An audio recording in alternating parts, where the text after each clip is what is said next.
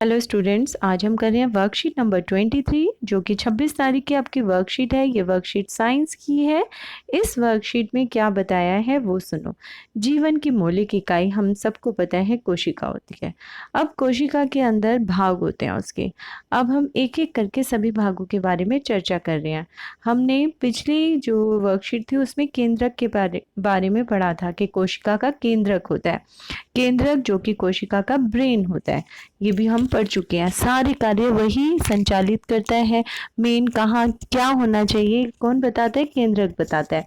अब हम बात करें केंद्रक के पास क्या मिलता है। केंद्रक के पास बेटा ऐसी ट्यूब जैसी संरचना दिखाई देती है। ये सबको दिखाई दे रही है। चलो केंद्रक को हम बड़ा करके देखते हैं। ये हमने किया बड़ा। तो केंद्र के आसपास हमें ऐसी कुछ जाली का ऐसी कुछ पाइप से नजर आ रहे हैं। ये सबको नजर आ रहे होंगे क्लियर। नीचे वाली जो पाइप है बेटा इनके ऊपर कोई ब्लैक कलर की डॉट नहीं है। इसकी सबकी बाउंड्री बनी हुई है, इनकी भी बाउंड्री बनी हुई है, लेकिन जो ऊपर वाले पाइप्स हैं जो दिखाई दे रहे हैं उनके ऊपर ब्लैक कलर की डॉट्स लगी हुई है बस। ये जो पाइप्स हैं इनको ही कहते हैं अंतर्द्रव्य जालिका। अब हम इन अंतर्द्रव्य जालिका जिन्हें ईआर बोलते हैं उनके बारे में बात करते हैं। ठीक है। एक्चुअली में ईआर इसका इंग्लिश का वर्ड है बेटा। इसको एंडोप्लाज्मिक रेटिक्यूलम बोला जाता है, इसीलिए ये ईआर है। और हिंदी में इसे बोलते हैं अंतर्द्रव्य जालिका। चलो अब बात हो रही है जिज्ञासा और ज्ञान में। जिज्ञासा दीदी, कोशिका में अंतर्द्रव्य जालिका कैसी होती है और इसका कार्य क्या होता है? अब कैसी होती है ये आपको दिखा दी, अब इसका कार्य क्या होता है ये पढ़ेंगे। तो दीदी आंसर दे रही है ज्ञान। अंतर्द्रव्य जालिका या ईआर झिल्ली से बनी हुई सारी नलिकाओं का एक बड़ा सा जाल है जो एक आयताकार बैग रूपी पुटिका बना लेते हैं। दिखाई दे रहा है सबको? आयताकार बैग रूपी पुटिका मतलब ये बिल्कुल पाइप जैसी नहीं कह सकते आप, आयताकार है बेटा। ये बोल सकते हो पाइप जैसा, ये कुछ इस तरह से बन जाती है। ठीक है, पुटिकाएं बन जाती हैं। ओके, अब ये क्या कहता है आगे सुनो। ईआर दो तरह की होती है। एक जो हमें ऊपर दिखाई दे रही थी जो कि खुरदरी थी, क्योंकि उनके ऊपर डॉट्स डॉट्स लगे हुए हैं, दिखाई दे रहा है हमें। इनको कहते हैं खुरदरी अंतर्द्रव्य जालिका। और दूसरी होती है चिकनी अंतर्द्रव्य जालिका जिनके ऊपर ब्लैक डॉट्स नहीं है। क्लियर है? चलो आर यार या खुरदरी अंतर्द्रव्य जालिका, इसका क्या काम होता है और ये कैसी दिखती है इसके बारे में बात करते हैं। ये झिल्ली इसकी जो जो झिल्ली होती है बेटा उसमें छोटे छोटे कण होते हैं जिन्हें राइबोसोम्स कहते हैं। इसके मतलब बाहर के कवर पर, झिल्ली वही होती है ना बाहर का कवर, उसके ऊपर छोटे छोटे कण हैं जो ब्लैक कलर की डॉट्स हैं जो हमें दिखाई दे रही हैं, उसको कहते हैं राइबोसोम। ठीक है, जैसे ये एक आपका ईआर है, इसके ऊपर यहाँ पर ये राइबोसोम्स बैठे हुए हैं, राइट, जिनकी वजह से इसकी सतह खुरदरी दिखाई पड़ती है। ये केंद्रक झिल्ली से जुड़ी रहती है। कौन? ईआर है ना। आर ई आर जो है देखो आप बिल्कुल जुड़ी हुई है, दिखाई दे रही है आपको? ये देखो केंद्रक की झिल्ली अगर यहाँ है तो ये उससे जुड़ी हुई है, दिख रही है? राइट, आगे चले अब। आगे कहता है ये जिन्हें राइबोसोम्स कहते हैं, जिनकी वजह से इसकी सतह खुरदरी दिखाई पड़ती है। ये केंद्रक झिल्ली से जुड़ी रहती है। हम जानते हैं कि हर प्रकार के प्रोटीन निर्माण की सूचना केंद्रक में डीएनए में होती है। केंद्रक के अंदर डीएनए है, वो ये बताता है कि किस प्रकार का प्रोटीन बनना चाहिए। जब भी कोशिका में किसी प्रकार के प्रोटीन की जरूरत होती है तो ये सूचना कहाँ जाती है? आरएनए के पास। ठीक है, आरएनए के रूप में केंद्रक से बाहर आती है, राइट। और राइबोसोम्स इन सूचनाओं के आधार पर प्रोटीन बनाते हैं और ये प्रोटीन आर के द्वारा कोशिका के विभिन्न हिस्सों तक पहुंच जाते हैं। कितने बच्चों को समझ आया? एक बार और रिपीट कर देती हूँ बेटा। केंद्रक झिल्ली से आर जुड़ी होती है। हमें पता है कि केंद्रक के अंदर प्रोटीन का निर्माण की सूचना होती है। प्रोटीन का निर्माण नहीं हो रहा, उसकी सूचना होती है कौन सा प्रोटीन कब बनना चाहिए, और ये सूचना देता है डीएनए। अब डीएनए इस सूचना को पास करता है आरएनए के पास और आरएनए ये सूचना पहुंचाती है आरईआर के पास, राइट। चलिए, आरएनए के रूप में ही सूचनाएं बाहर आती हैं जो कि कहाँ जाती है? राइबोसोम्स के पास, और उसी के आधार पर राइबोसोम्स प्रोटीन बनाता है क्योंकि राइबोसोम्स का काम है प्रोटीन बनाना। चलिए अब है, और प्रोटीन बन गया और वो कहाँ से कहाँ जाता है? प्रोटीन तो बन गया राइबोसोम्स के ऊपर, जो इसके ऊपर बैठे हुए हैं। अब वहां से प्रोटीन पहुंचता है कोशिका के हर अंग के पास, किनके द्वारा? आरईआर के द्वारा। आरईआर क्या है? ये तो पाइप का काम कर रहे हैं, ये तो चीज को इधर से उधर सप्लाई कर रहे हैं, राइट। चलिए अब आती है चिकनी अंतःद्रव्य जालिका पर, जिसे हम SER कहते हैं। सॉरी, मतलब स्मूथ एंड एंडोप्लाज्मिक रेटिकुलम बोला जाता है। इनमें राइबोसोम्स नहीं होते, इसका मतलब ये प्रोटीन तो नहीं बनाते होंगे, फिर कुछ और बनाते होंगे, इसलिए चिकनी दिखाई पड़ती है। SCR कोशिका के कई कार्यों में सहायक वसा लिपिड पदार्थों के अणुओं के बनाने में सहायता करती है। तो ये क्या बना रहे हैं? लिपिड बना रहे हैं और वसा बना रहे हैं। कुछ प्रोटीन तथा वसा कोशिका विभाजन के समय कोशिका झिल्ली बनाने में भी सहायता करते हैं। अब कुछ प्रोटीन और कुछ वसा, ठीक है।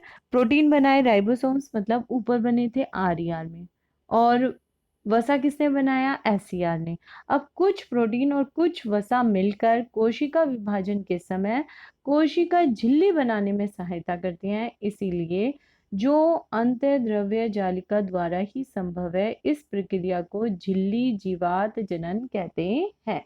इतनी बात समझ आई? क्वेश्चन अलग से पूछा जाएगा, झिल्ली जीवात जनन किसे कहते हैं?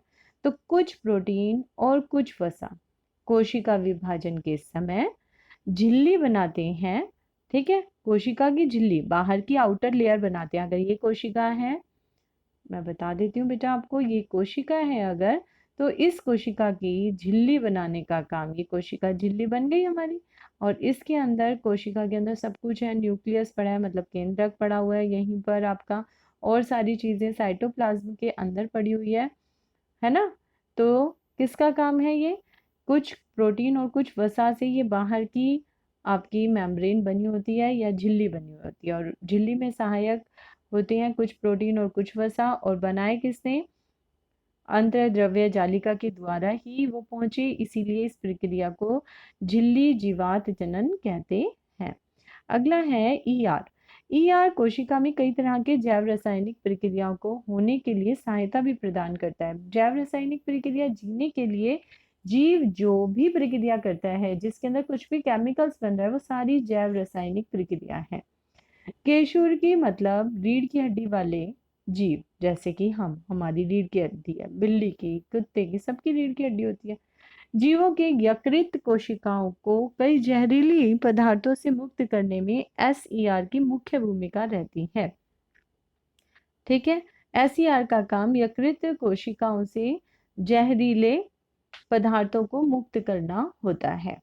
अंतःद्रव्य जालिका कोशिका द्रव्य के विभिन्न क्षेत्रों और केंद्र के मध्य पदार्थों के परिवहन के लिए नलिका के रूप में कार्य करती है। ER कोशिका में जालिका तंत्र का निर्माण करती है। कितना आसान है, मतलब टोटल मिला के जो हमें अभी समझ आया वो ये है कि ER मतलब कोई जालिका है, ऐसी जालिका है, मतलब ऐसा ट्यूब है, एक तरह से नलिका है, वो कुछ सामान इधर से उधर करती है।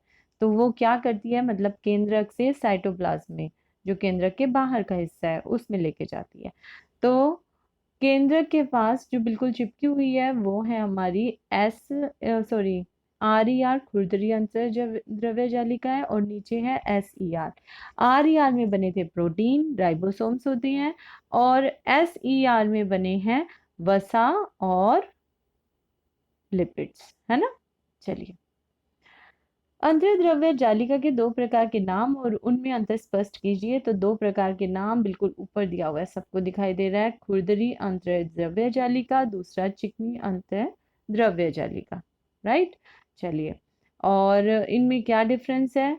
जो खुरदरी है, RER है, उसके अंदर राइबोसोम्स मिलता है, जबकि SER में राइबोसोम्स नहीं होता है। RER में प्रोटीन बनते हैं, SER में वसा और लिपिड्स बनते हैं, राइट। RER जो है उसके अंदर प्रोटीन बनाने की सूचना कोशिका के केंद्रक से RNA के रूप में बाहर आती है, जबकि ये भी देने की जरूरत नहीं है, बस 2 पॉइंट वो वाले ही दीजिए, बहुत है। चलिए, नेक्स्ट क्वेश्चन है आपका, राइबोसोम्स का कोई एक कार्य लिखिए। तो राइबोसोम्स का एक कार्य क्या है? राइबोसोम्स का काम तो प्रोटीन का निर्माण करना है, सिर्फ इतना आंसर बहुत है। झिल्ली जीवात जनन किसे कहते हैं? कुछ प्रोटीन, कुछ वसा कोशिका विभाजन के समय कोशिका झिल्ली बनाने में कार्य करते हैं। ये दिखाई दे रहा है आपको? कुछ प्रोटीन, कुछ वसा कोशिका विभाजन के समय कोशिका झिल्ली बनाने में सहायता करते हैं, जो अंतर्द्रव्य जालिका द्वारा ही संभव है। इस प्रक्रिया को झिल्ली जीवात जनन कहते हैं। नेक्स्ट क्वेश्चन है आपका, आर की सतह खुरदरी क्यों दिखाई पड़ती है? तो आर की सतह खुरदरी इसलिए दिखाई देती है क्योंकि इसके ऊपर इसकी झिल्ली पर छोटे छोटे कण लगे होते हैं जिन्हें राइबोसोम्स कहते हैं। बस, तो पूरी वर्कशीट आपकी ख़त्म भी हो गई और पता भी नहीं लगा। तो सारे बच्चे, मैं उम्मीद करती हूँ कि बहुत अच्छे से पढ़ाई कर रहे होंगे। इन्हीं वर्कशीट में से आपका पीरियोडिक टेस्ट बनेगा बेटा। जो भी टेस्ट आपका अब लिया जाएगा वो इन्हीं वर्कशीट्स में से ही होगा। वर्कशीट के अंदर पूरा आपका सिलेबस कवर किया हुआ है और बहुत अच्छे से दिया हुआ है, और क्वेश्चन आंसर हम डिस्कस कर चुके हैं। फिर भी कुछ नहीं समझ आता तो कमेंट बॉक्स में ज़रूर लिखिएगा। साथ में आपको क्या करना है सबको पता है, एक नीचे वीडियो के नीचे सब्सक्राइब बटन है, उस सब्सक्राइब बटन को तब दबाना है जब वो रेड कलर का है, अगर वो ग्रे कलर का है तो उसे नहीं दबाना। थैंक यू फॉर वॉचिंग बच्चों।